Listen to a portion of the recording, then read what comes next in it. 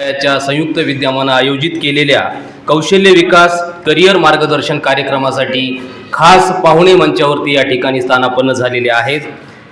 जिल्हा कौशल्य विकास व रोजगार अधिकारी नाशिक सन्माननीय श्री सागर मोहिते सर या ठिकाणी उपस्थित आहेत. त्यासोबतच ज्यांचं खास मार्गदर्शन आपल्याला या ठिकाणी ऐकायला मिळणार आहे ते प्रमाणित व्यवसाय मार्गदर्शक व सल्लागार तथा मोटिवेशनल स्पीकर म्हणून ज्यांची ख्याती संबंध महाराष्ट्रामध्ये आहे असे माननीय श्री आरिफ शेख सर मंचावरती स्थानापन्न आहेत. ज्यांच्या अध्यक्षतेखाली हा कार्यक्रम या ठिकाणी संपन्न होतोय ते कला व वाणिज्य महाविद्यालयाचे सन्माननीय प्राचार्य आमचे मार्गदर्शक आदरणीय डॉक्टर भाऊसाहेब गमे सर मंचावरती स्थानापन्न आहेत. महाविद्यालयाचे शैक्षणिक पर्यवेक्षक आदरणीय प्राध्यापक कैलास चौधरी सर मंचावरती स्थानापन्न आहेत. या सभागृहामध्ये माननीय श्री चंद्रकांतजी आहिरे जे कौशल्य विकास कार्यालयामध्ये नाशिक या ठिकाणी कार्यरत आहेत, त्यांचंही मी महाविद्यालयाच्या वतीनं खूप स्वागत करतो. या सभागृहामध्ये वरिष्ठ महाविद्यालयात कार्यरत असणारे, विविध विभागामध्ये कार्यरत असणारे सर्व विभाग प्रमुख प्राध्यापक, कनिष्ठ विभागामध्ये कार्यरत असणारे सर्व प्राध्यापक, जनता विद्यालयाचे सर्व सहकारी शिक्षक आणि या सभागृहामध्ये खास उपस्थित असणाऱ्या ज्यांच्यासाठी हा कार्यक्रम, ज्यांच्यासाठी ही कार्यशाळा आयोजित केली त्या सगळ्या आमच्या शाळेच्या आणि महाविद्यालयाच्या लाडक्या विद्यार्थिनी मी पुनश्च एकदा आपल्या सगळ्यांचं स्वागत करतो.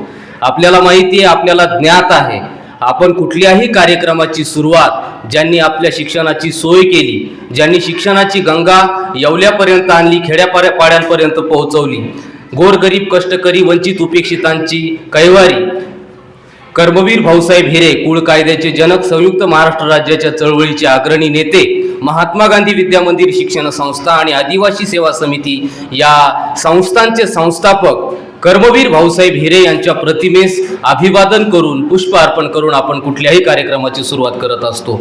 मंचावरील सर्व मान्यवरांना मी विनंती करतो की आपण कर्मवीर भाऊसाहेब हिरे यांच्या प्रतिमेस अभिवादन करावं आणि या कार्यक्रमाला सुरुवात करावी.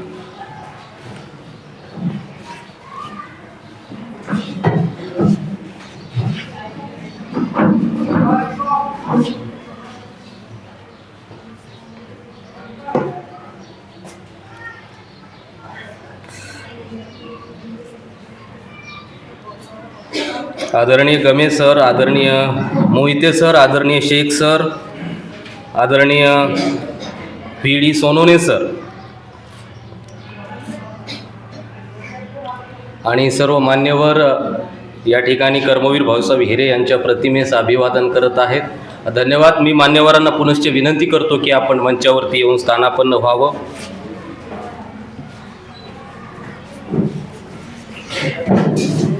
आपल्याकडे आलेल्या सन्माननीय पाहुण्यांचं, सन्माननीय अतिथींचं यथोचित आदरातिथ्य करणं, यथोचित स्वागत करणं ही आपली भारतीय संस्कृती आहे आणि याच भावनेनं आज आपल्याकडे आलेल्या सन्माननीय मान्यवरांचं स्वागत आपण या ठिकाणी करणार आहोत.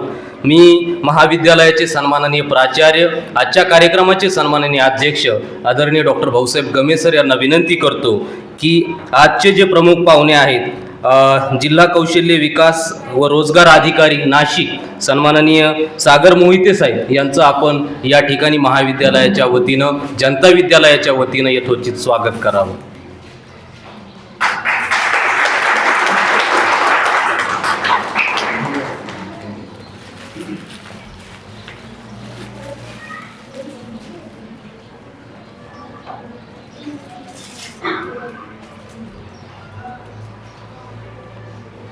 धन्यवाद.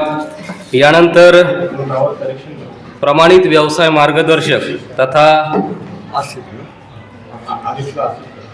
आशिफ ओके ठीक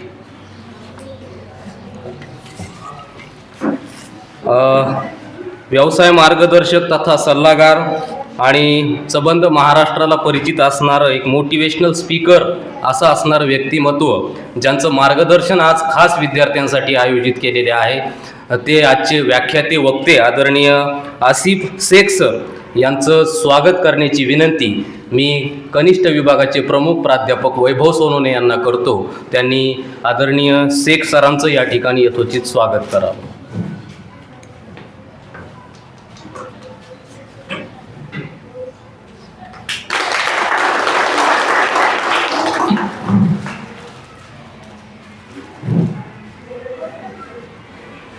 या ठिकाणी श्री चंद्रकांतजी आहिरे सुद्धा आहेत, जे खास नाशिकवरून या ठिकाणी आलेले आहेत. त्यांचंही महाविद्यालयाच्या वतीनं, आमच्या जनता विद्यालयाच्या वतीनं स्वागत करण्याची विनंती मी आदरणीय नांदोडीकर मॅडम यांना करतो. आपण आदरणीय आहिरे सरांचं या ठिकाणी स्वागत करा.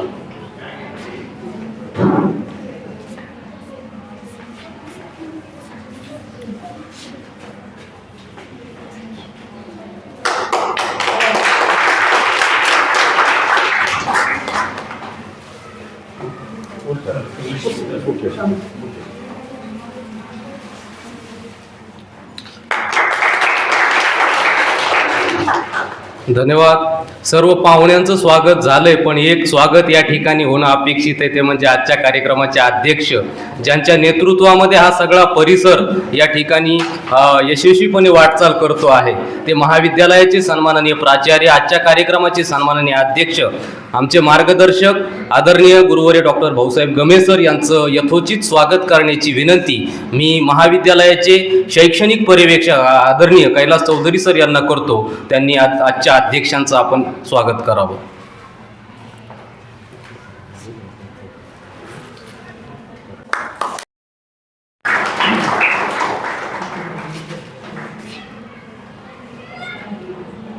धन्यवाद. यानंतर अधिकचा वेळ न घेता, मला याची जाणीव आहे की बराच वेळ झालेला आहे, उशीर झालेला आहे, त्यामुळं अधिकचा वेळ न घेता या कार्यक्रमाची भूमिका अर्थात प्रास्ताविक विशद करण्यासाठी मी कनिष्ठ विभागाचे विभाग प्रमुख प्राध्यापक वैभव सोनवणे सर यांना विनंती करतो की या कार्यक्रमाची आपण यथोचित भूमिका उपस्थित सर्वांसमोर मांडावी. आदरणीय सोनवणे सर.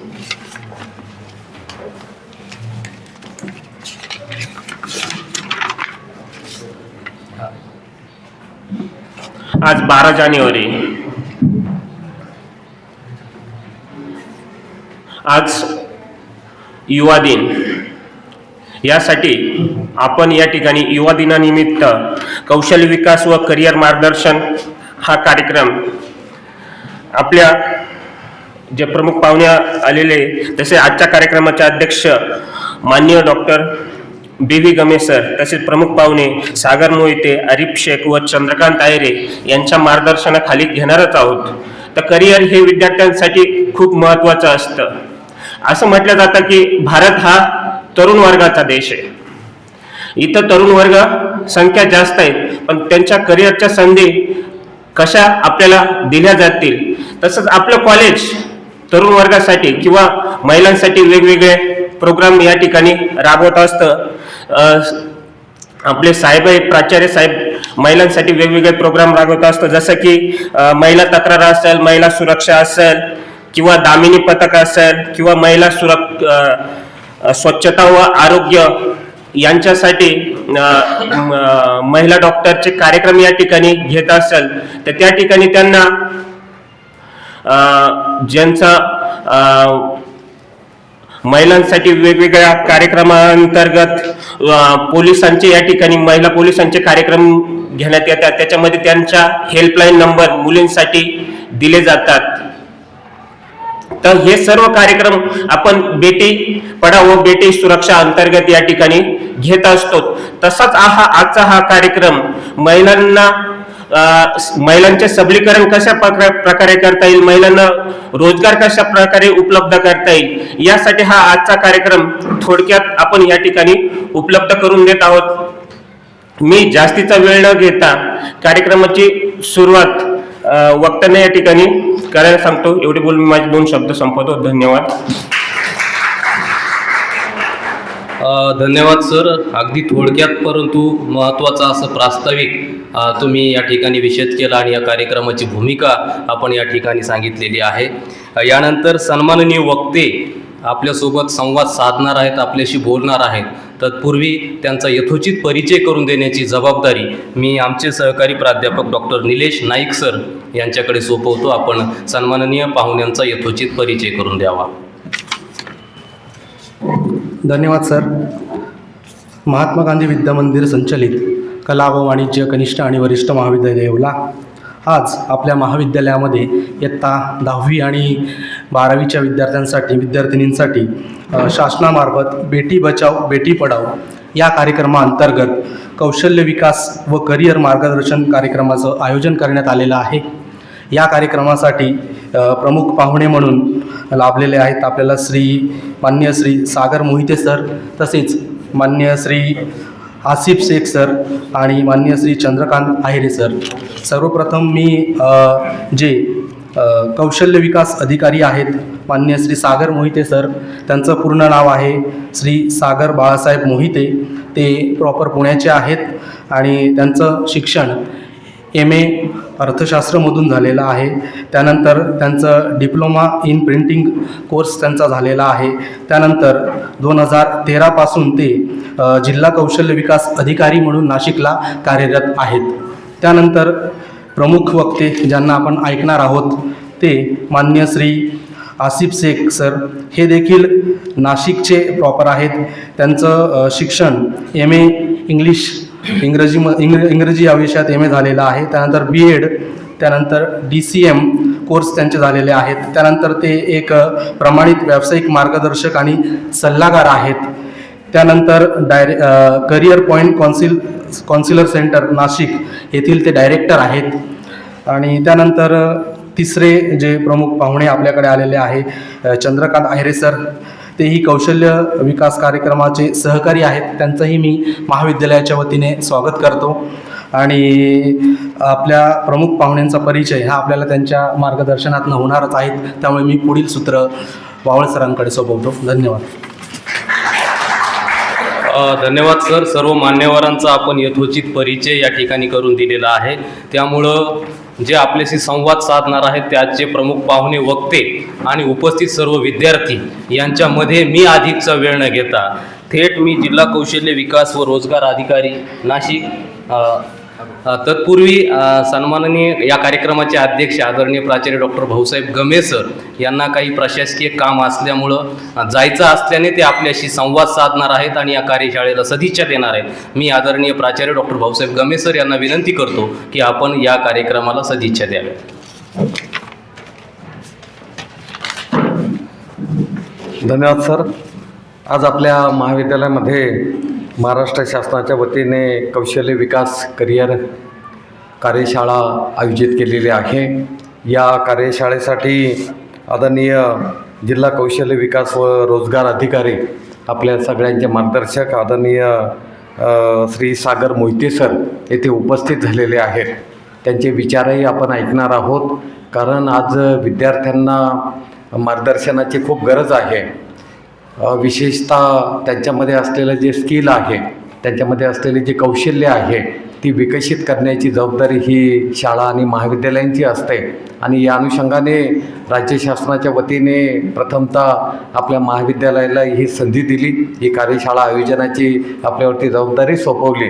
त्याबद्दल मी राज्य शासनाचे खूप आभारी आहे आणि आदरणीय सागर मोहिते सरांचाही मी खूप आभारी आहे. संपूर्ण महाराष्ट्रामध्ये जे एक चांगले स्पीकर म्हणून ज्यांचं नाव आहे ते आदरणीय आसिफ शेख सर, हे व्यवसाय मार्गदर्शन आणि एक मोटिवेशनल स्पीकर आहे. त्यांचेही विचार आज आपण ऐकणार आहोत. त्याचबरोबर आदरणीय चंद्रकांत आहेरे सर इथे उपस्थित झालेले आहेत. ते त्या विभागामध्ये कार्यरत आहे. कनिष्ठ महाविद्यालयाच्या वतीने हा कार्यक्रम आपण आयोजित केला, त्याबद्दल विशेषतः आपले कनिष्ठ विभागाचे सर्व प्राध्यापक, कनिष्ठ विभाग प्रमुख, वरिष्ठ महाविद्यालयातील सर्व प्राध्यापक हे या कार्यक्रमासाठी उपस्थित आहेत.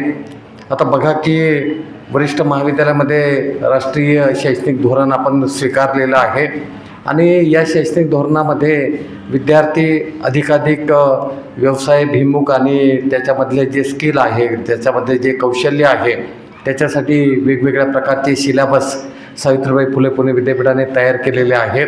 आणि विद्यार्थ्याला केवळ पुस्तकी ज्ञानापेक्षा त्याला प्रत्यक्ष जीवनामध्ये काही गोष्टी करता आल्या पाहिजे. म्हणजे ते व्यवसायासाठी करता आल्या पाहिजे, स्वतःच्या जगण्यासाठी करता आल्या पाहिजे आणि त्यासाठी स्किलची खूप गरज असते, त्याच्यामध्ये कौशल्याची खूप गरज असते. आता इथं बसलेल्या प्रत्येक विद्यार्थ्याजवळ त्याचं व्यक्तिमत्वामध्ये काही स्किल लपलेले आहे, परंतु ते स्किल जर आम्ही शोधले आणि त्याच्यावरती त्याला थोडं मोटिवेट केलं, त्याला थोडंसं मार्गदर्शन केलं, तर तो आपल्या जीवनामध्ये फार चांगल्या गोष्टी करू शकतो, स्वतःचं चांगलं करिअर घडू शकतो. आता दिवसेंदिवस तुम्ही बघता आहात की रोजगाराच्या संधी कमी होत आहे, परंतु त्या रोजगाराच्या संधी का कमी होतात, तर आपण आपल्याजवळ असलेलं स्किल वापरत नाही. माझं म्हणणं असं आहे की आपण आपल्याजवळ असलेलं कोणतंही स्किल घ्या. आता तुम्ही बघा की मोबाईल येण्याच्या अगोदर येवल्यामध्ये मोबाईलचे दुकानं होते का? नव्हते. आता मोबाईल्स आले, वेगवेगळे त्याच्यामध्ये मॉडिफाय होतं आहे. तेवढं टेक्नॉलॉजी जसा मॉडिफाय होतो त्या पद्धतीने जी मुलं आहे, जे दुकान थाटून आज इथं बसलेले आहेत, ते स्वतःला तेवढं मॉडिफाय करत नेतात. म्हणजे समजा जसं नेहमी उदाहरण दिलं जातं की नोकिया कंपनीने पहिला मोबाईल काढला, आपण छोटे छोटे हँडसेट वापरायचं बघा, सुरुवातीला मोबाईल आले तेव्हा. परंतु आज ती कंपनी आपल्याला काही फार पाहायला मिळत नाही, कारण त्यांनी जेवढं मॉडिफाय व्हायला पाहिजे होतं किंवा त्यांनी जेवढे कौशल्य त्याच्यामध्ये पणाला लावायला हवे होते तेवढे लावले नाही. म्हणून विद्यार्थ्यांचं सुद्धा तसंच आहे की 10वी आणि 12वीचं आता तुम्ही बघता आहात की जेव्हा 10वीला आता तुम्हाला आता बोर्ड एक्झाम आहे, परंतु नवीन राष्ट्रीय शैक्षणिक धोरणामध्ये ती बोर्ड एक्झाम राहणार नाही. मग त्याच्याऐवजी जो पॅटर्न आता राष्ट्रीय शैक्षणिक धोरणामध्ये स्वीकारलेला आहे त्या पॅटर्नप्रमाणे तुम्हाला सगळ्या परीक्षा द्यावी लागतील. आज होतं काय, विद्यार्थी परीक्षाभिमुख होतोय, परंतु त्याला स्वतःचं स्किल वापरता येत नाही. म्हणजे परिस्थिती अशी आहे की एखादा BCom झालेला असतो, परंतु त्याला ऑडिट रिपोर्टचं नीट आकलन त्याला होत नाही, किंवा बँकेमध्ये गेलं तर त्याला चेक ॲक्च्युली त्याला स्लिप भरायची असेल तर तिथं अडचण येते. त्यामुळे आज OJT त्यासाठीच आणलेलं आहे. ऑन जॉब ट्रेनिंग जे शासनाने प्रत्येक कोर्ससाठी सुरू केलेलं आहे, त्याच्या पाठीमागची भूमिका ती आहे. म्हणजे एकीकडे तुम्ही थेरॉटिकल नॉलेज घेऊ शकता आणि दुसरीकडे तुम्हाला ऑन जॉब ट्रेनिंग घेऊन तिथलं प्रत्यक्ष त्या कंपनीचं असेल किंवा कुठल्या प्रशासनाचं असेल ती माहिती विद्यार्थ्यांना मिळाली पाहिजे. त्यासाठी आज मला मोठा आनंद होतो आहे की आदरणीय सागर मोहिते सर इथे उपस्थित झाले, आसिफ शेख सर उपस्थित झाले. हे दोघांचे व्याख्यान ऐकून आपल्या ज्ञानामध्ये नक्कीच वाढ होणार आहे आणि विद्यार्थी नक्कीच प्रेरित होतील की त्यांनी सुद्धा आपला स्वतःच्या करिअरचा काही राजमार्ग त्यांना आजच्या व्याख्यानामधून सापडेल याबद्दल मला खात्री आहे. मी आपल्याकडे जे आलेले अतिथी आहे मोहिते सर, शेख सर आणि आहिरे सर यांचं महाविद्यालय परिवाराच्या वतीने विशेष स्वागत करतो, त्यांना धन्यवाद देतो आणि इथे थांबतो. धन्यवाद. धन्यवाद साहेब. अमूल्य असं मार्गदर्शन आपण या ठिकाणी उपस्थित विद्यार्थिनींना आणि उपस्थितांना केलेलं आहे. आपल्याप्रती खूप कृतज्ञता, कारण महाविद्यालय परिसरामध्ये किंवा इथे जे काही कार्यक्रम आयोजित केले जातात त्या सगळ्या कार्यक्रमासाठी तुमचं मार्गदर्शन आणि तुमचं सहकार्य आम्हाला सातत्यानं मिळत असतं. आजच्याही या कार्यक्रमासाठी आपलं सहकार्य मिळालं आणि मार्गदर्शनही मिळालं, त्याबद्दल आपल्याप्रती मी पुनश्च कृतज्ञता व्यक्त करतो. आणि आपल्यामध्ये उपस्थित असणारे आजचे प्रमुख पाहुणे अर्थात जिल्हा कौशल्य विकास व रोजगार अधिकारी सन्माननीय श्री सागर मोहिते सर यांना विनंती करतो की आपण या ठिकाणी उपस्थितांशी संवाद साधावा, मार्गदर्शन करावं. आदरणीय मोहिते सर.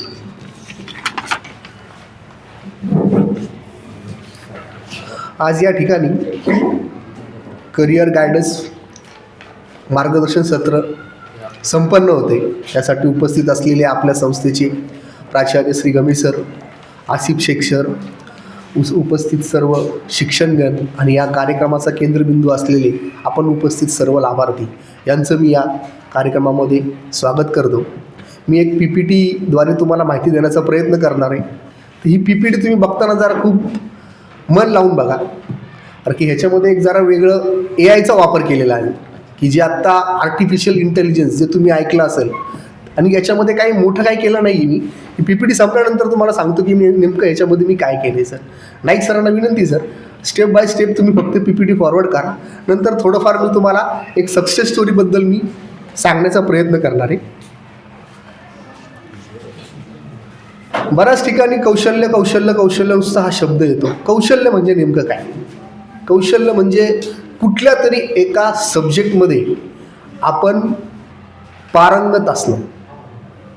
बरेच लोक आहेत की आता समजा लेडीज आहे तर लेडीजला पुरणपोळी चांगली बनवता येते, कोणांना ब्युटी पार्लरमध्ये चांगला हात बसलेला असतो. तर एक प्रकारे फुडिंगचं स्किल, कुठल्याही प्रकारचं स्किल आपल्यामध्ये आत्मसात असणं खूप गरजेचं आहे. सध्याला आपण आता 8वी 9वी 10वी 11वी 12वीला असाल.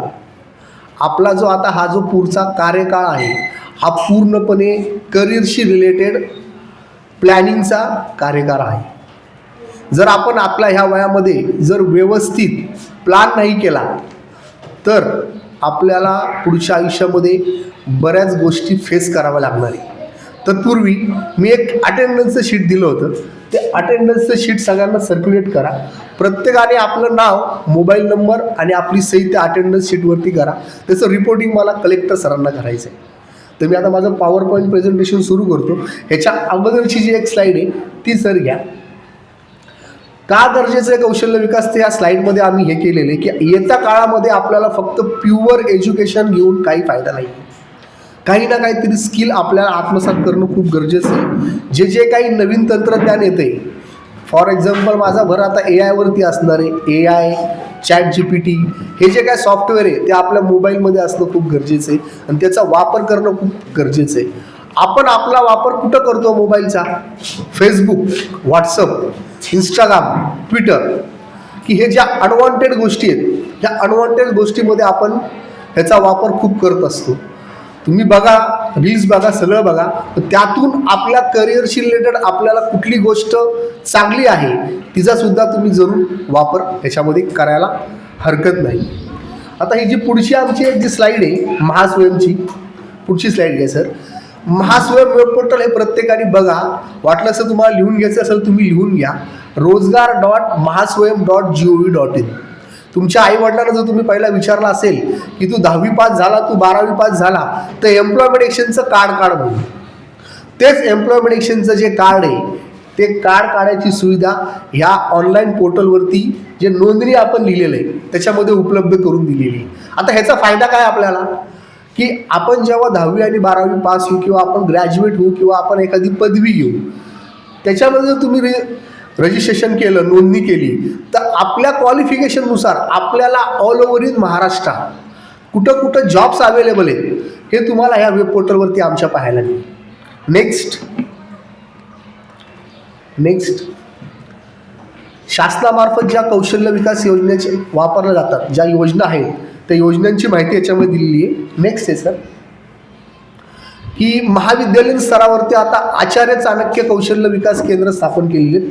मे बी आपल्या ह्याच्यामध्ये ते नसावेत, परंतु प्रत्येक जिल्हा स्तरावरती हे असे कॉलेजेस आपण ठेवलेले आहेत की जेणेकरून एज्युकेशन करता करता एखादा शॉर्ट टर्म कोर्समध्ये आपण काहीतरी स्किल घेऊ शकतो का, त्यासाठी आपण ह्या योजना सुरू केलेल्या आहेत. ह्या योजनांची माहिती तुम्ही आमच्या या महास्वयं वेब पोर्टलवरून घेऊ शकता.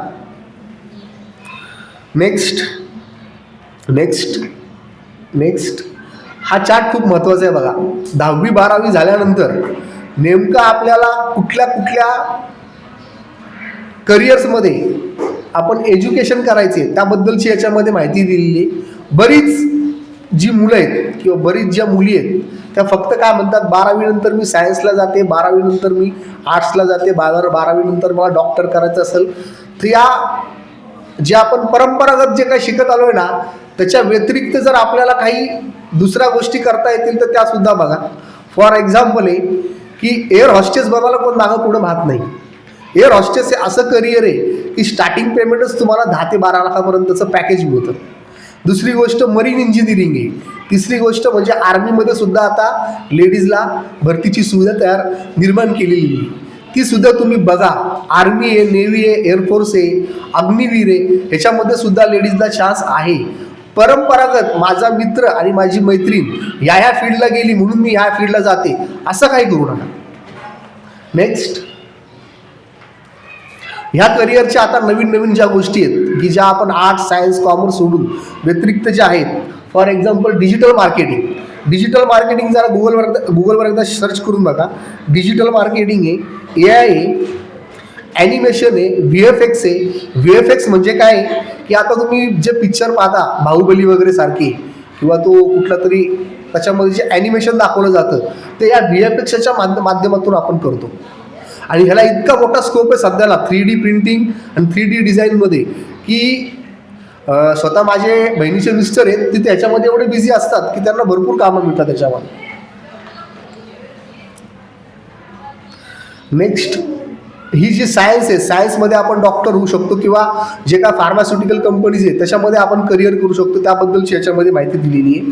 त्यानंतर कॉमर्स आणि आर्ट शाखेमध्ये आपण काय काय करू शकतो त्याची सुद्धा आपण याच्यामध्ये माहिती दिलेली आहे. सांगायची गोष्ट फक्त एवढीच आहे की आपण नेमकं काय करायचं आहे त्याचा डिफाईन करिअर प्लॅन आपल्याकडे असणं खूप गरजेचं आहे. तुम्ही का हसताय बरं मगापासून? काय प्रॉब्लेम आहे का? तुमच्या हसण्याचं कारण आम्हाला कळलं तर आम्ही पण हसू, काय प्रॉब्लेम नाही आम्हाला. त्यांनी काय होतं, त्यांनी आम्ही डिस्टर्ब होतो, बाकी काही नाही. तुम्ही हसले की आम्ही पण हसतो, काय प्रॉब्लेम नाही. हे जे काय आहे ते तुमच्यासाठी आहे. तुम्ही जर आता जर 2015च्या अगोदर तुम्हाला माहिती असेल की अशा प्रकारचे कुठलेही कार्यक्रम होत नव्हते. मी जेव्हा सुद्धा 2013ला MPSC पास होतो, मी 2008ला एक्झाम सुरू केली. ती 4 वर्ष मी पूर्णपणे एक्झामसाठी पूर्णपणे तयारी केली. तेव्हा कुठंतरी 2012ला मी पास झालो. आणि त्या 4 वर्षाच्या कालावधीमध्ये जे काय मला अवेलेबल रिसोर्स पाहिजे होते ते अवेलेबल रिसोर्स मला मिळाले नाहीत, परंतु आत्ता सध्याला ते रिसोर्सेस खूप मोठ्या प्रमाणामध्ये अवेलेबल आहे. त्याचा तुम्ही लाभ करून घेणं खूप गरजेचं आहे. तुम्हाला आत्ता मोबाईल आहे, तुमच्याकडे आत्ता गुगलसारखं सर्च इंजिन आहे की त्याच्यामध्ये तुम्ही कुठलीही गोष्ट पाहिली ती तुम्हाला त्याची माहिती मिळू शकते. ही जी PPT आत्ता मी बनवली सर, खालीपर्यंत घ्या, काय प्रॉब्लेम नाही. ह्या PPT बनवायला मला फक्त 1 मिनिट लागला होता, फक्त 1 मिनिट. काय केलं मी ह्या PPTमध्ये, गॅमा AI नावाचं टूल आहे, त्या टूलमध्ये फक्त मी एवढं टाकलं की 10वी ते 12वीच्या मुलींसाठी करिअर गायडन्स आम्हाला सेशन ठेवायचं आहे. त्या सेशन अंतर्गत आम्हाला एक करिअर रिलेटेड PPT तयार करून दे म्हणून फक्त त्याला मी कमांड दिली. आणि ती कमांड दिल्यानंतर ही पूर्ण PPT एक 20 साईडची मला पूर्णपणे गॅमा AIने बनवून दिली. की ती जी PPT जर AI नसती तर ती बनवायला मला 3 ते 4 दिवस लागले असते. ही या PPTची खासियत आहे. तर मी जास्त काही बोलणार नाही आहे, कारण की आपल्याकडे आता सध्याला मोटिवेशनल स्पीकर आहेत, ते आपल्याला पुढं मार्गदर्शन करतील. एवढं बोलून मी थांबतो. धन्यवाद.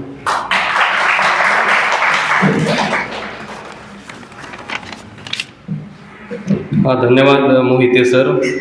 PPT प्रेझेंटेशनद्वारे अगदी थोडक्यात पण अतिशय महत्त्वाचं तुम्ही मार्गदर्शन विद्यार्थ्यांना केलेलं आहे.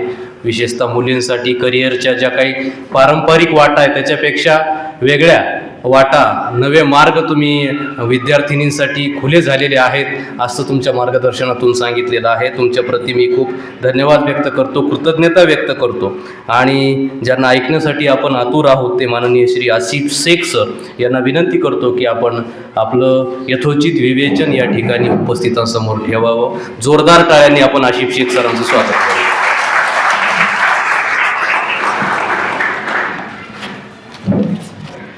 धन्यवाद सर. आज 12 जानेवारी 2026 महात्मा गांधी विद्या मंदिर संचलित कला वाणिज्य व विज्ञान महाविद्यालय येवला या ठिकाणी जिल्हा कौशल्य रोजगार व उद्योजकता विभाग यांच्या संयुक्त विद्यमाने व माननीय जिल्हाधिकारी साहेब तथा अध्यक्ष महिला व बाल विकास विभाग यांच्यामार्फत हा कौशल्य विकास व करिअर गायडन्सचा कार्यक्रम बेटी पढाओ आणि बेटी बचाओ, बेटी पढाओ बेटी बचाओ बेटी पढाओ या नावानं हा कार्यक्रम इथं आयोजित केलेला आहे. माझा परिचय दिला सरांनी. मी आसिफ शेख, एक एज्युकेटर, मी स्वतः शिक्षक असून करिअर काउन्सिलर आणि मोटिवेशनल स्पीकर आहे. करिअर पॉईंट नावानं माझं एक काउन्सिलिंग सेंटर, याद्वारे मी 10वी 12वीच्या मुलांना, पुढे ग्रॅज्युएटची मुलं असो किंवा हायस्कूल लेवलची मुलं असो, त्यांना करिअर संबंधी मार्गदर्शन करण्याचं काम मी करत असतो. व्यक्तिमत्व विकास कसा करावा, बोर्डाच्या परीक्षांना कसं आपण सामोरं जावं, त्याची पूर्वतयारी कशी करावी, याबद्दलचं मार्गदर्शन माझं नाशिकच्या वेगवेगळ्या कॉलेजेसमध्ये, शाळांमध्ये, वेगवेगळ्या संस्थांद्वारे हॉल्समध्ये कार्यक्रम होतात. सर्व तालुके आणि नाशिक जिल्ह्याच्या बाहेर, जसं मुंबई असेल, जळगाव असेल, सोलापूर असेल, धाराशिव, उस्मानाबाद असेल, अशा विविध ठिकाणी ऑल ओव्हर महाराष्ट्र कार्यक्रम होत असतात. आणि आज माझं सौभाग्य का इथं मला येवला या ठिकाणी अशा ठिकाणी मला येण्याचं भाग्य लाभलं की जे महात्मा गांधी विद्या मंदिर म्हणजे माननीय पुष्पाताई हिरे मॅडम यांच्या संस्थेचे अध्यक्ष आहेत, त्याचबरोबर अपूर्वभाऊ हिरे. आणि योगायोग असा की मी या संस्थेमध्ये शिकलेलो. माझं पोस्ट ग्रॅज्युएशन झालं LVHला झालेलं, माझं स्कूलिंग जे झालेलं ते KBH विद्यालयात झालेलं. त्याच्यामुळे मी या संस्थेशी संलग्न आहे. मला माहीत नव्हतं कोणत्या ठिकाणी कोणत्या नावाने हे कॉलेज आहे. आमचे सागर मोहिते सर म्हटले, सर आपल्याला असं असं कार्यक्रम जायचं आहे, आणि त्यांचं लेटर आलं. परंतु योगायोग असं का मी पुन्हा एकदा माझी विद्यार्थी या नात्याने कुठेतरी कनेक्ट झालेलो आहे. तर महाविद्यालयाचे प्राचार्य माननीय डॉक्टर BV गमे सर, त्याचबरोबर कनिष्ठ विद्यालयाचे इंचार्ज सोनवणे सर, विविध आपल्या इथले युनिटचे प्राचार्य असतील, इंचार्ज असतील, आणि सर्व शिक्षक. आज जसं पाहिलं तर 12 जानेवारी हा राष्ट्रीय युवा दिवससुद्धा आहे. स्वामी विवेकानंद यांची आज जयंती, त्या निमित्तानं सुद्धा हा कार्यक्रम इथं होत आहे. माझा जो विषय आहे करिअरवर मला आज बोलायचं आहे. करिअर संबंधी मार्गदर्शन तुम्हाला करायचं आहे. आपण जे मुलं इथं मुली बसलेल्या आहेत, विशेष म्हणजे हा कार्यक्रम मुलींसाठीच ठेवलेला आहे. सगळ्या मुली इथं आहेत कारण बेटी बचाव आणि बेटी पढाव हे शीर्षक या कार्यक्रमाला दिलेलं आहे. आणि मुलींसाठी खरंच ही खूप उपयुक्त आहे. शासनाने ही जी संकल्पना मांडली आणि त्याच्यावर हे जे काही कार्यक्रम आयोजित केले जात आहेत ते अतिशय कौतुकास्पद आहे. मुलींसाठी वेगवेगळे मार्गदर्शन होणं खूप गरजेचं आहे. आपल्या मुली ज्या आहेत तर चांगली गोष्ट आहेत का भरपूर पुढे जात आहेत, आपली प्रगती करत आहेत. परंतु करिअरच्या संदर्भात जर म्हटलं तर बऱ्याचशा विद्यार्थ्या आणि विद्यार्थिनींना सुद्धा किंवा त्यांच्या पालकांना सुद्धा करिअरच्या संधी काय आहेत, करिअरच्या पुढील वाटा काय त्याच्याबद्दल त्यांना नॉलेज नसतं. आणि नॉलेज नसल्यामुळे काय होतं, मग मुलांमध्ये टॅलेंट असून सुद्धा ते पाहिजे त्या ठिकाणी त्यापर्यंत पोचू शकत नाही. तुमच्यामध्ये जे टॅलेंट आहे, जे तुमच्यामध्ये पोटेन्शियल आहे, त्याचा योग्य उपयोग कुठं करायला पाहिजे ही गोष्ट तुम्हाला माहिती असली पाहिजे. म्हणजे करिअर म्हणजे काय नेमकं, तर करिअर म्हणजे आपलं 10वी 12वी नंतर किंवा ग्रॅज्युएशन नंतर आपण जे काही उच्च शिक्षण आपण घेणार आहोत आणि उच्च शिक्षण घेत असताना आपण या शिक्षणाचा उपयोग काय करून घेणार आहे, आपल्या भविष्यात याचा उपयोग आपल्याला अर्निंगसाठी कसा होणार आहे आणि आपलं एक नावलौकिक करण्यासाठी कसं होणार आहे, त्याच्यासाठी आपण जी धडपड करत असतो ते सगळं करिअरमध्ये येतं. आणि चांगलं करिअर तुम्ही जर निवडलं तर नक्कीच तुमचं आयुष्य अगदी सुखकर होतं आणि मग तुम्हाला पुढे जास्त धडपड करायची गरज भासत नाही. पुढं प्रगती करत राहणं हाच एक एम असतो, तेवढंच एक ध्येय असतं. परंतु जर करिअर निवडताना आपल्याकडनं चूक झाली तर आयुष्यभर तो पश्चाताप असतो की मी काश मैंने वो कर लिया होता तो मैं ऐसा कर लेता, मैं ऐसे कर लेती. तो काश, there is no use of that काश. सुनाय ना आपल्या हिंदी में, मी जर असं केलं असतं तर, मग तर कशाला, ती वेळ कशाला येऊ द्यायची, झालं असतं तर. मी असं केलं तर काय करू शकेल हे आतापासून डिसाईड करा. जे झालं पास्टमध्ये नका जाऊ, भूतकाळामध्ये मी ते केलं असतं तर असं झालं असतं, पण मी जर असं पुढं असं जर केलं तर त्याच्या पुढं काय करता येईल हा विचार तुम्ही आता मनामध्ये ठेवायला पाहिजे. आणि मग त्या दृष्टीने तुम्हाला प्रयत्न करायला लागतील. करिअर निवडताना मी तुम्हाला काय काय संधी आहेत करिअरच्या 10वी 12वी नंतर ते तुम्हाला सांगतो. परंतु त्या आधी करिअर योग्य प्रकारे निवडणं आणि राईट चॉईस करणं किती महत्त्वाचं आहे त्याच्यासाठी मी तुम्हाला एक छोटीशी स्टोरी सांगतो. ही स्टोरी अगदी फिट बसते म्हणून मी पुन्हा मागं पण एका कार्यक्रमात बोललो. मी एक गोष्ट अशी छोटीशी, एक माणूस असतो, तो आपल्या गावाबंद शहरात जातो. त्याला शहरात कुठं काही काम असतं, कुठं कार्यालयात जायचं असतं आणि अजून जे काही पण जे कामं असतील शहरातले त्यासाठी तो निघतो. रेल्वे स्टेशनवर पोहोचतो आणि त्याच्या हातात बॅग्स वगैरे म्हणजे भरपूर ओझं त्याच्याकडे असतं. मग तो रेल्वे स्टेशनवर बाहेर विचारतो ऑटोवाल्याला का मला अशा अशा ठिकाणी जायचं आहे, तर किती भाडं होणार त्याचं. तर रिक्षावाला म्हणतो 100 रुपये होतील. मग हा विचार करतो का 100 रुपये तर ठीक आहे मी देऊ शकतो, पण काय जर मी तेच पैसे जर वाचवले मी तर मला ते कामात येतील. मी असं करतो पायी चालत जातो म्हणजे तेवढे पैसे माझे सेव्ह होतील. पण हा विचार करतो का आपण पायी जाऊ. मग चांगलं ऊन असतं, उन्हामध्ये तो चालत चालत जातो, बऱ्यापैकी पुढे चालत जातो. ओझं असतं त्याच्या डोक्यावर खांद्यावर हातामध्ये. मग नंतर चालल्यानंतर विचार करतो का आता खूपच माय लेग्स आर पेनिंग म्हणजे खूप पाय दुखायला लागले आणि आपण आता खूप जवळ पोचलो असेल आपल्याला जिथं डेस्टिनेशनला जायचं आहे, ज्या ऑफिसला जायचं आहे, तर आता मी जवळ पोचलेलो आहे. आता जर मी ऑटो हायर केली तर मला कमी भाडं लागेल. म्हणून तो मग तिथं उभा असतो ऑटोची वाट बघत असताना. योगायोगाने असं होतं का तोच रिक्षावाला परत तिथं येतो आणि तो विचारतो कुठे जायचं काय, तुम्ही तर निघाले होते. हो म्हणे मी आता इथपर्यंत आलो, आता थोडंसं राहिलं आहे, तर इथून किती भाडं घेशील बरं का, लक्ष आहे ना. हां, मग हा रिक्षावाला म्हणतो, तो माणूस विचारतो किती भाडं घेशील, तर रिक्षावाला म्हणतो 200 रुपये. आधी किती सांगितले होते 100 रुपये, आता नंतरून तो म्हणतो 200 रुपये. हा जो माणूस असतो तो म्हणतो अरे असं कसं काय, मी इथपर्यंत चालत आलो पायी एवढं ओझं घेऊन सगळं मी करत आलो आणि मी अगदी जाता जवळ आला आहे माझ्या त्या ठिकाणी आणि तू कमी भाडं घ्यायला पाहिजे तर उलट दुप्पट भाडं म्हणतो. मग तो रिक्षावाल्याचं उत्तर काय महत्त्वाचं बघा. रिक्षावाला म्हणतो का हो साहेब तुम्ही एवढ्या उन्हामध्ये आणि एवढं ओझं घेऊन तुम्ही पायपीट करत एवढं चालून आले तुम्ही, ते बरोबर आहे, तुम्ही मेहनत घेतली त्याच्यात नो डाऊट, परंतु चुकलं असं का तुम्हाला उजवीकडे जायचं होतं, तुम्ही डावीकडे गेले, तुम्ही डावीकडे चालत गेलात. ते तुम्ही जर योग्य दिशेने तुम्ही चालत गेला असता तर तुम्ही नक्कीच तुमच्या त्या डेस्टिनेशनपर्यंत तुम्ही पोचले असते. पण तुम्ही उलट त्याच्याहून लांब आलेत, तुम्ही जिथं होते अजून तिथून तुम्ही विरुद्ध दिशेला आले. त्याच्यामुळे आता तुमचा म्हणजे भाडं मी जास्त घेतोय. पण moral of the story is that की तुमची दिशा जर चुकली तर आपला पैसा विनाकारण खर्च होतो, आपला वेळ वाया जातो आणि आपली मेहनत वाया जाते आणि त्याच्यानंतर मनस्ताप होतो तो वेगळा. मग करिअर निवडताना हीच गोष्ट लक्षात ठेवायला पाहिजे. म्हणजे जेव्हा आपण पुढे निघून गेलो असतो आणि तेव्हा कळतं का अरे आपल्याला आपली दिशाच चुकलेली आहे, आपल्याला करायचं दुसरं होतं, आपण करतो वेगळंच आहे. मग अशा वेळेस एकदम पश्चाताप केल्याशिवाय दुसरं काही उरत नाही. मग तुम्ही करतात, मग काहीतरी करणार, मग छोटा मोठा कोर्स करून तिथं तुम्हाला समाधान मानावं लागेल.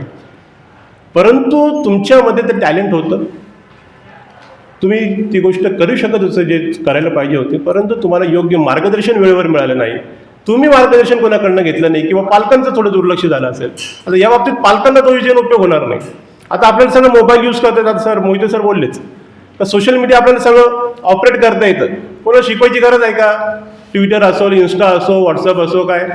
हां, मी स्वतः फक्त व्हॉट्सअप आणि फेसबुकच यूज करतो, इन्स्टा वगैरे. जेवढे तुम्ही जास्त ॲप यूज करणार तेवढा तुमचा वेळ वाया जाणार. मग तेवढे सगळे ॲप आपण चेक करतो, या ॲपवर काय आलं, याच्यावर काय आलं, याच्यावर काय आलं. मग नको तेवढे सगळं. मी असं म्हणणार नाही का मोबाईल यूज करू नका, आणि मी काय म्हणजे किती मोठं कोणी येऊन तुम्हाला बोलले का मोबाईल यूज करू नका तर तुम्ही ऐकणार पण नाही. म्हणून मोबाईल यूज करा, नो प्रॉब्लेम, मोबाईल यूज करा, पण त्याचा वापर योग्य ठिकाणी करा. आपण जो मोबाईलचा वापर करतोय तो कितपत योग्य आहे, त्याच्या वापरामुळे आपल्याला काही फायदा होतोय का, ही गोष्ट तुम्ही लक्षात ठेवायला पाहिजे. एकदम एंटरटेन म्हणून जर तुम्ही मोबाईल यूज करत असाल तर that is waste of time only. आणि हे एक ॲडिक्शन आहे मोबाईलचं, का आपण असं त्याच्यामध्ये गुरफटून जातो का आपल्याला कळतच नाही का आपला टाईम कुठे वाया गेला, आणि हळूहळू आपली बुद्धी भ्रष्ट होत चालली आहे. अभ्यासाकडे आपलं लक्ष लागत नाही आहे, आपण वाचन करणं तर सोडूनच दिलेलं आहे जवळपास. काही पण असतं थोडं तरी आपण व्हॉइस मेसेज टाकतो किंवा ते बोलून लगेच गुगलवर येतं. असं म्हणजे गुगल तुम्ही करायचं असेल तर अशा गोष्टी करा का, म्हणजे काय त्याचा बेनिफिट काय आहे त्या गोष्टी करा. मोबाईलचा चांगला वापर करा, ठीक आहे. पण हे करिअर याच्यासाठी महत्त्व आहे, करिअरची योग्य दिशा असायला पाहिजे. मग आता तुम्ही 10वीला असाल, 12वीला असाल किंवा त्याच्या पुढे असाल सिनियर कॉलेजला, मग तुम्ही पुढे केलं काय पाहिजे हे तुम्हाला आत्तापासून ठरवावं लागेल. तर तुम्ही जर मी तुम्हाला म्हटलं तर मी मोठी गोष्ट जर तुम्हाला सांगितली, कमी वेळामध्ये तुम्हाला जास्त गोष्टी सांगायच्या आहे, तर मी पहिले तुम्हाला मोठं एक ध्येय देऊन टाकतो की तुम्ही IAS ऑफिसर व्हा किंवा IPS व्हा, IRS व्हा, IFS व्हा. मग IAS ऑफिसर म्हणजे काय? Who knows the long form of IAS? Anybody knows? IAS काय असतं हे? कोणाला माहिती आहे? येस, हां. Indian? Yes, very good. That is your answer also. Yes, very good. एकदा क्लॅप होऊन जाते या दोघी मुलींसाठी. आता बाकींचे हात का वरती नव्हते? सगळ्यांनाच माहीत नव्हतं असं नाही. मी असं समजत नाही का कोणालाच माहीत नव्हतं, बाकीच्या नाही, दोघींनाच माहीत होतं असं नाही. काहींमध्ये इन्फेरियरिटी कॉम्प्लेक्स. मी उत्तर दिलं तर चुकेल का असं न्यूनगंड मनामध्ये. उत्तर दिलं तर सगळे लोक काय म्हणतील, मग कशाला हा न्यूनगंड? जे येतं ते बोलून दाखवा. आणि मग तो तसं करायचं नसेल तर मग थोडी तयारी ठेवा, माहिती ठेवा का आपल्याला काय व्हायला पाहिजे. आता अशी त्यांना भीती वाटत असेल ते पण 10-5च असतील, बाकीच्यांना जास्त करून माहीत नसेल. मग ह्या गोष्टी आपल्याला माहिती असणं आवश्यक आहे. IAS काय? Indian administrative services. आता ही परीक्षा काय असते? मग ही परीक्षा असते ग्रॅज्युएशन नंतर. झालंय आज सर आम्ही 10वीला आहे, कोणी 12वीला आहे, एवढे दिवस बाकी, आताशी तुम्ही आम्हाला ते IASचे स्वप्न दाखवत आहे. हो, दिल्ली बहुत दूर है लेकिन जाना तो अभी पड़ेगा ना आपको. आप बोले कि बहुत दिल्ली दूर है सर, अभी से बता रहे हैं आप, लेकिन आपको अभी से आपको ट्रैवलिंग स्टार्ट करना पड़ेगा, तब जाके दिल्ली पहुंचेगे ना. अभी भी यू आर लेट. जर तुम्हाला IAS व्हायचं, IPS व्हायचं तर आता सुद्धा तुम्ही लेट आहात. खरं म्हणजे 7वी-8वी पासून या गोष्टी तुम्ही लक्षात ठेवल्या पाहिजे. तुम्हाला तसं मार्गदर्शन लाभलं पाहिजे. आणि जर तुम्ही त्या हिशोबाने त्यानुसार अभ्यास जर करत गेलात तर तुम्हाला IAS होणं, IPS होणं काही अवघड जात नाही.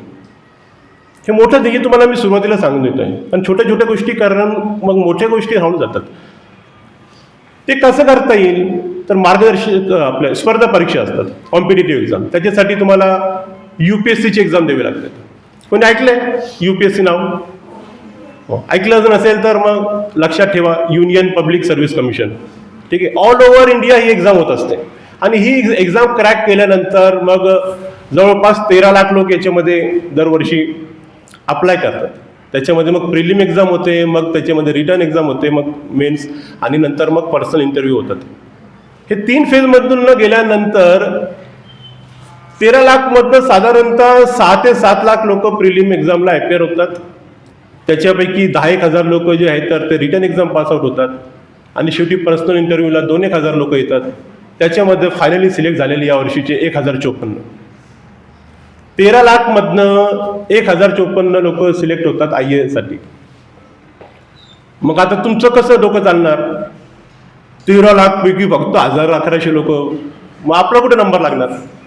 आपण तर कुठेच नाही, 10वी कशी तरी आपण इकडे तिकडे पाहून पास झालं. मग आपल्यासाठी हे नाही असं तुमच्या डोक्यामध्ये विचार येईल.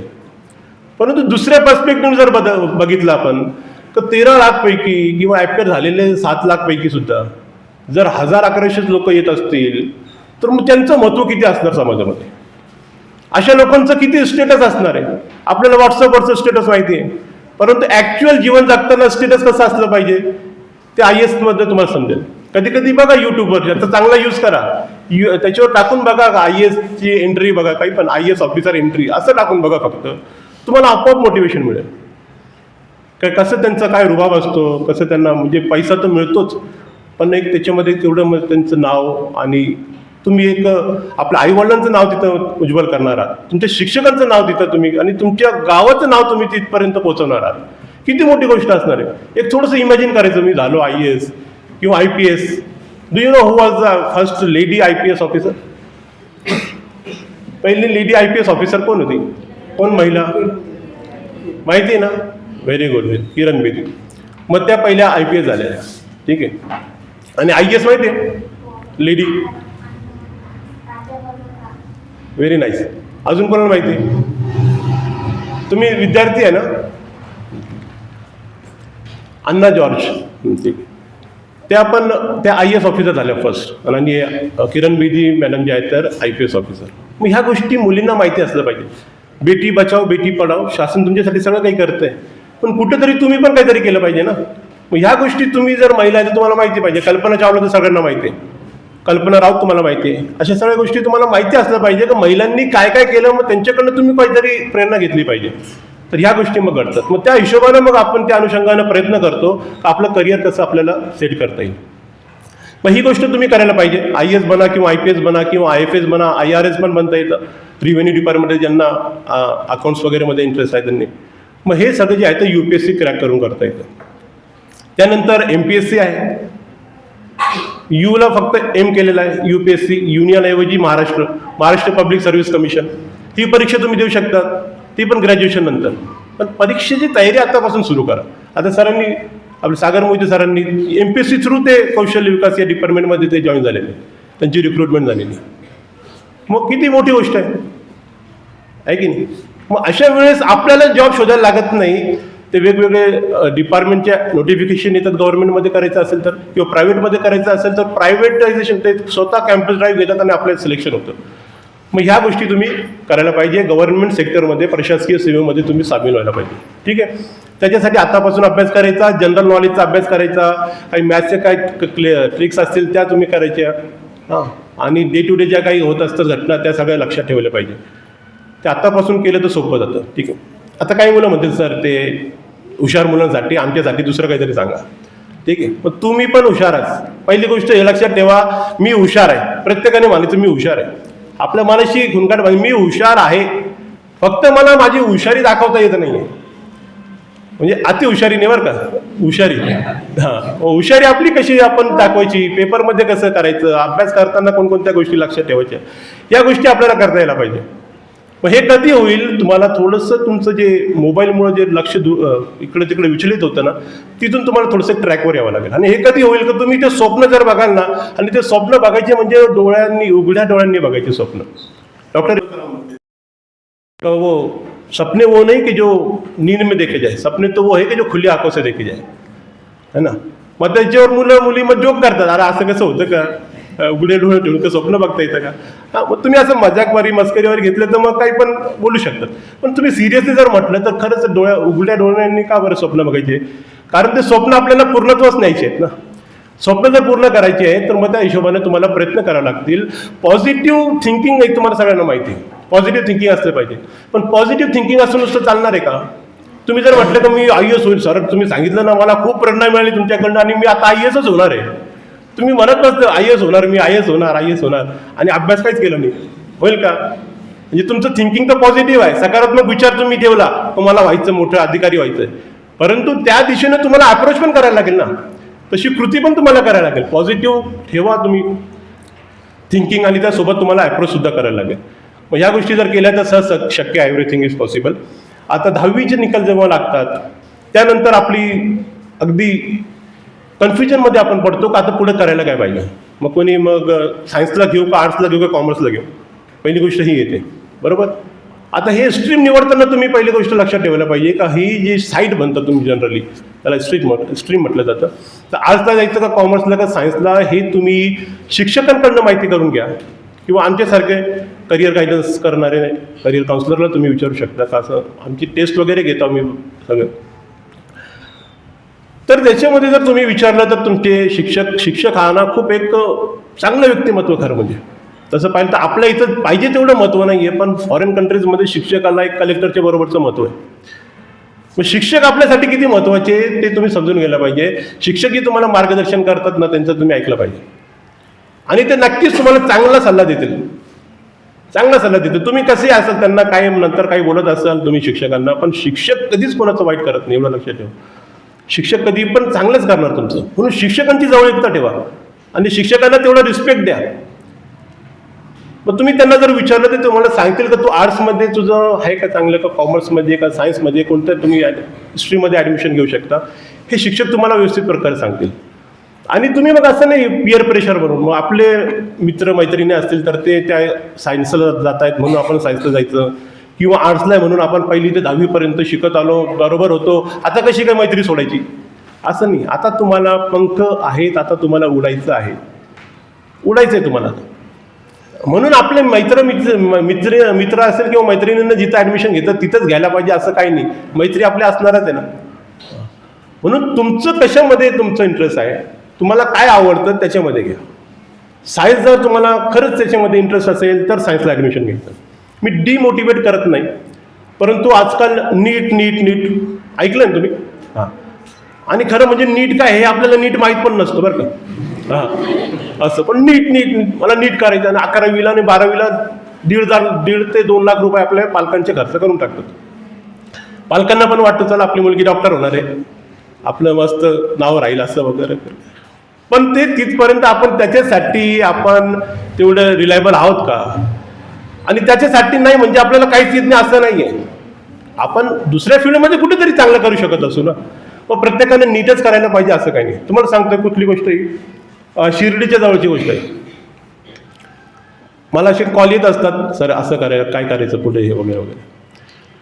तर एक मुलगी 12वी सायन्सला तिनं 93% मार्क्स घेतले. कमी आहे का? 100पैकी 93% घेतले 12वी सायन्सला. ठीक आहे. आणि त्याच्यानंतर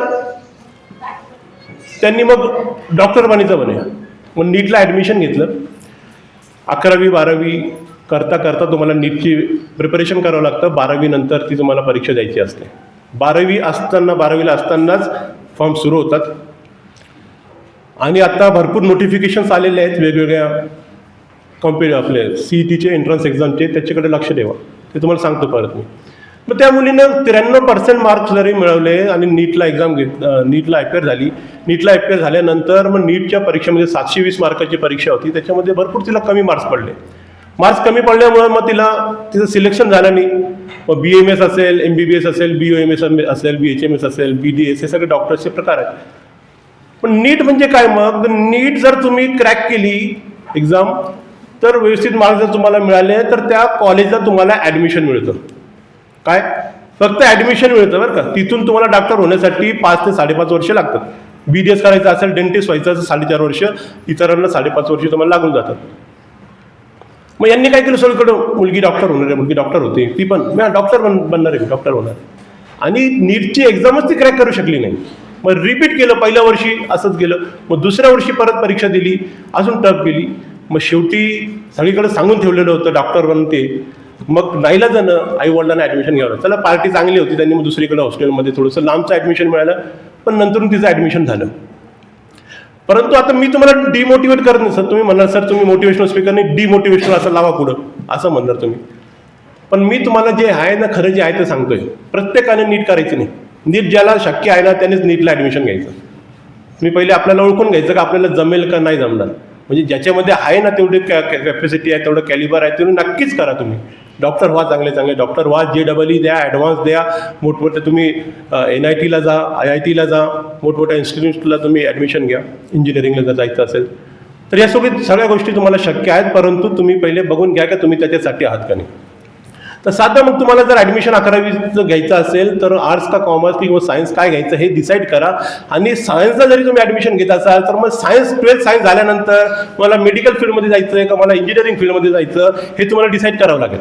त्या हिशोबाने तुम्हाला सब्जेक्ट घ्यायचे आहेत. PCB घेणार का PCM घेणार का PCMB घेणार, फिजिक्स केमिस्ट्री मॅथ्स आणि बायो, हे तुम्हाला 11वी 12वीला डिसाईड करावं लागेल.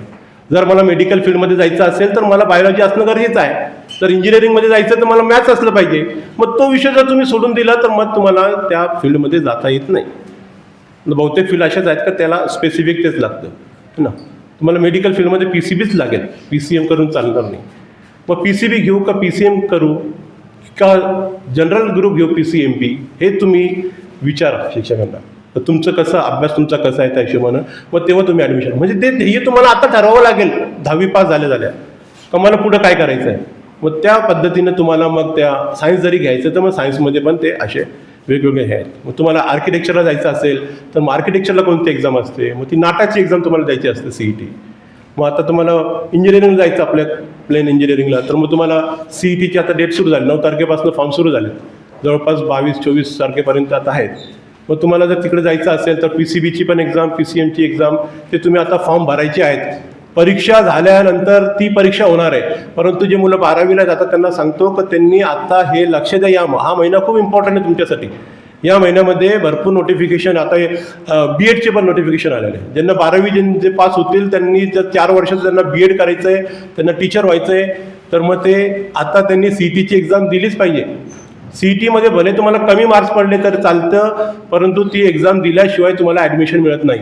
नर्सिंगमध्ये असं आहे, BBA करा तुम्ही, BCA करा, त्याच्यामध्ये पण असंच आहे भरपूर गोष्टी. मग त्या तुम्हाला जर एकाच याच्यामध्ये इंटरेस्ट असेल, एका फील्डमध्ये जायचं असेल, परंतु दुसरी फील्ड पण तुम्ही आत्ताच तुम्हाला विचार करावा लागेल, विशेष म्हणजे 12वीच्या विद्यार्थ्यांना, आणि त्या हिशोबानं तुम्ही त्या CET देऊन ठेवा. एखादी एक्स्ट्रा CET दिली तर काय फरक पडत नाही, पण CET जर दिली नसेल तर तुमचं पूर्ण वर्ष तुम्हाला मग ते ॲडमिशन कुठं मिळत नाही.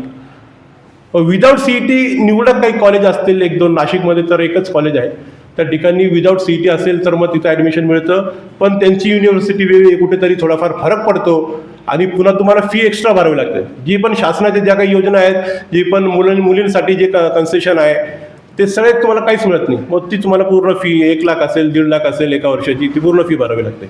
म्हणून CETची एक्झाम किती इम्पॉर्टंट हे तुम्हाला मी सांगतोय. एंट्रन्स टेस्ट, CET म्हणजे एंट्रन्स टेस्ट, आणि ते वेगवेगळ्या टाईपचे असतात. त्या हिशोबाने तुम्ही ती एक्झाम आत्ता 12वीच्या विद्यार्थ्यांनी त्याच्याकडे लक्ष दिलं पाहिजे. ठीक आहे. अजून तुम्हाला नर्सिंगला जर जायचं असेल तर नर्सिंगची एक्झाम आहे, ती देऊ शकता तुम्ही. मग नर्स व्हायचं असेल तर ठीक आहे, नर्सिंगमध्ये पण खूप चांगले आहेत अजून. त्याच्यानंतर D फार्मसी असेल, B फार्मसी असेल, डिप्लोमा इन फार्मसी, आणि हे पण आहे B फार्मसी. मग त्याचा विचार करा. म्हणजे आता तुम्ही म्हणून D फार्मसी म्हणजे आम्हाला थोडंच मेडिकल टाकायचं आहे. मग मेडिकलच टाकणं एवढंच त्याच्यामध्ये पर्पज नसतो. D फार्मसी तुम्ही 2 वर्ष करणार, मग 4 वर्षी त्याच्यानंतर मग B फार्मसी.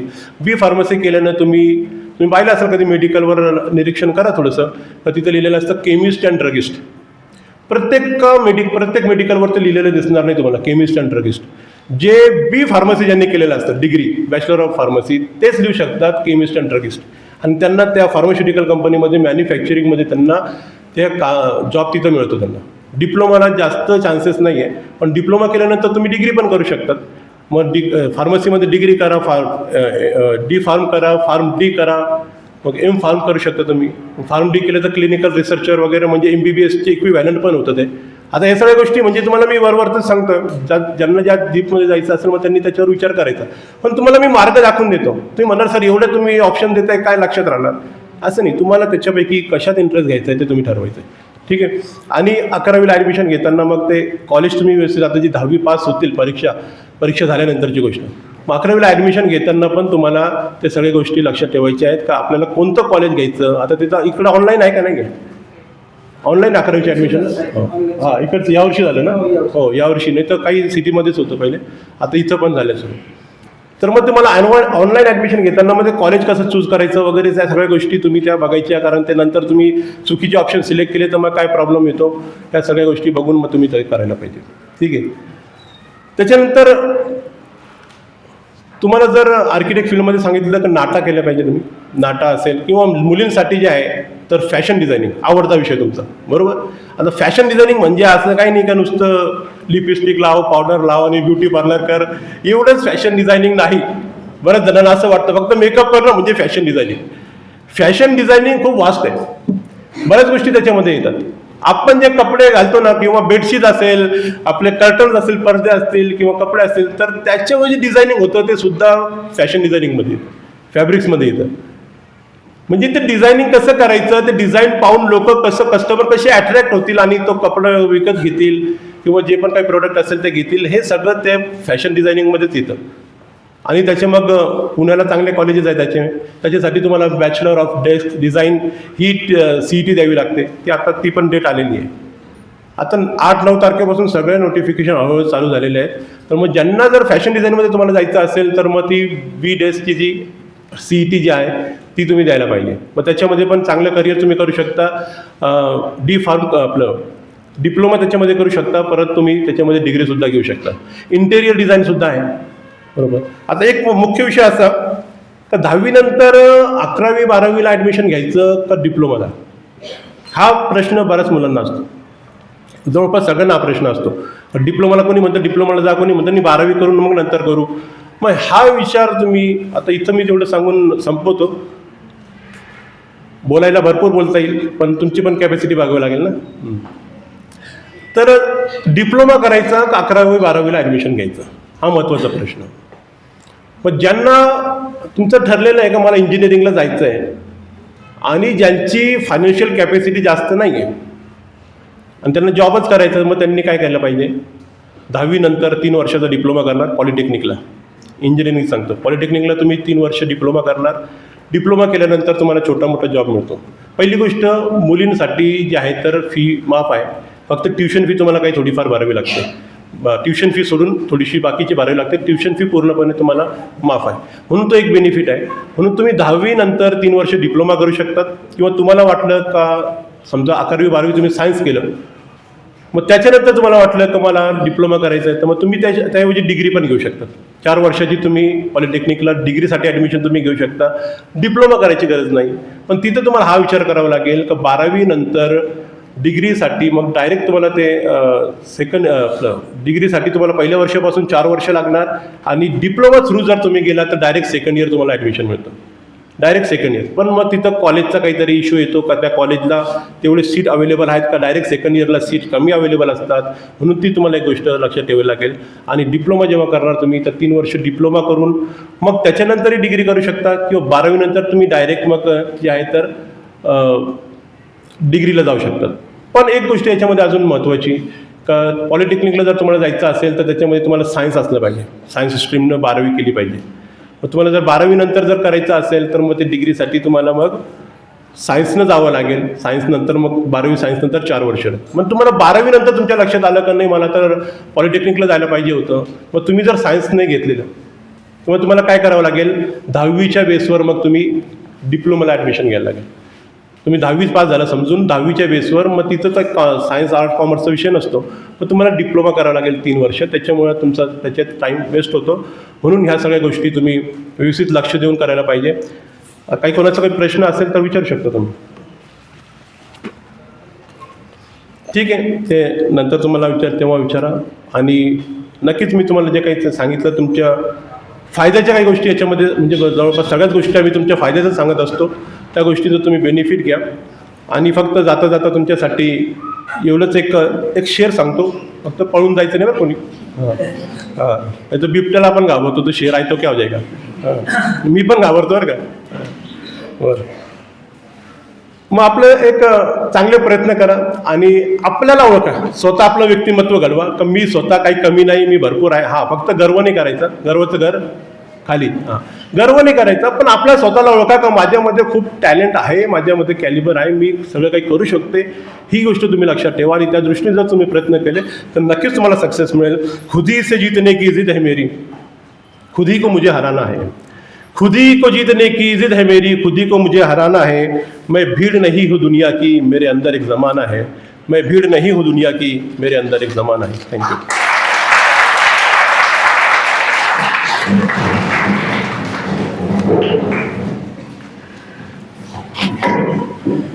धन्यवाद सर. सन्माननीय आशिफ शेख सरांनी अतिशय बहुमूल्य असं मार्गदर्शन आपल्याला केलेलं आहे. आपल्या स्वतःच्या क्षमता ओळखून आपण योग्य दिशेनं वाटचाल केली पाहिजे. आपण स्वप्न पाहिली पाहिजे, परंतु त्या स्वप्नामध्ये इच्छाशक्ती असावी. सपने उन्हीं के ही सच होते हैं जिनके सपनों में जान होती है. पंखों से कुछ नहीं होता, उड़ान हौसलों से भरी जाती है. अशा पद्धतीचा संदेश आदरणीय शेख सरांनी आपल्याला दिलेला आहे. मुलींसाठी कार्यक्रम आहे आणि योगायोगाने आज राष्ट्रमाता राजमाता जिजाऊ आईसाहेबांची जयंतीसुद्धा आहे. आणि या आऊसाहेबांनी जिजाऊंनी जसं शिवाजीला घडविलं तसं तुम्हीही आता तुम्हालाही काहीतरी घडायचं आहे. कारण अभिमानाने सांगत असते बाई आहे, अभिमानाने सांगत असते बाई आहे, युगकर्त्या त्या शिवाजीची मी आई आहे. शिवाजीला घडवणारी जिजाऊ होऊ शकते.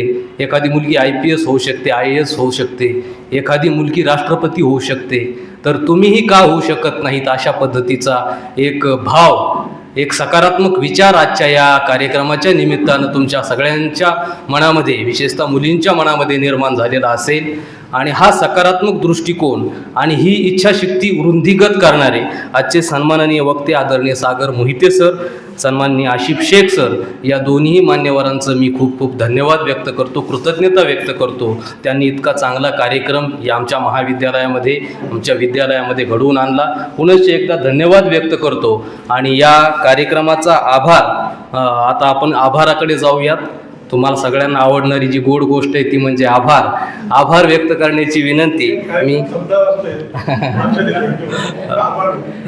DW चव्हाण सर आहेत. चव्हाण सरांना विनंती आहे की या कार्यक्रमाची औपचारिकता पूर्ण करावी, अर्थात आभार व्यक्त करावे.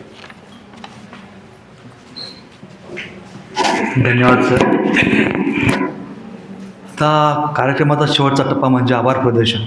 त्याच्या अगोदर तुम्हाला मी सांगतो की हे बघा, आपल्या सर्वांना करिअर करायचं आहे. हे बघा, स्टीव्ह जॉब्स सांगतो की जोपर्यंत आपल्या लाईफमध्ये आपल्या आवडीचं काम भेटत नाही तोपर्यंत लाईफमध्ये सेटल होऊ नका. हे महत्त्वाचं आहे. तुम्हाला सांगतो की winners don't do different things, they do things differently. विजेते प्रत्येक गोष्ट वेगळ्या पद्धतीने करत असतात. तशा पद्धतीने आपला करिअर करायचं आहे. आज आपल्याला बहुमूल्य मार्गदर्शन मिळालं. खरोखर एकदम छान सरांनी आपल्याला सांगितलं. तर आपला शेवटचा कार्यक्रमाच्या टप्प्यामध्ये आभार प्रदर्शन आपण घेऊया. सर्वात प्रथम आपले महाविद्यालयाचे प्राचार्य डॉक्टर भाऊसाहेब रमेश सर यांचे मी आभार व्यक्त करतो. त्यानंतर आसिफ शेख, मोहिते सर, त्याच्यानंतर मंचावर उपस्थित कैलास चौधरी सर, कनिष्ठ विभाग प्रमुख वैभव सोहने सर, त्यानंतर छान असं त्यांनी सूत्रसंचालन केलं आपले बाबळ सर, कार्यक्रमात ज्यांनी पाहुण्याचा ज्यांनी परिचय करून दिला आपले प्राध्यापक नाईक सर, तसंच वरिष्ठ व कनिष्ठ सर्व प्राध्यापक, सर्व विद्यार्थी व शिक्षक तर कर्मचारी यांच्या सर्वांचे आभार व्यक्त करतो आणि अध्यक्षांच्या वतीने हा कार्यक्रम संपला असं मी जाहीर करतो.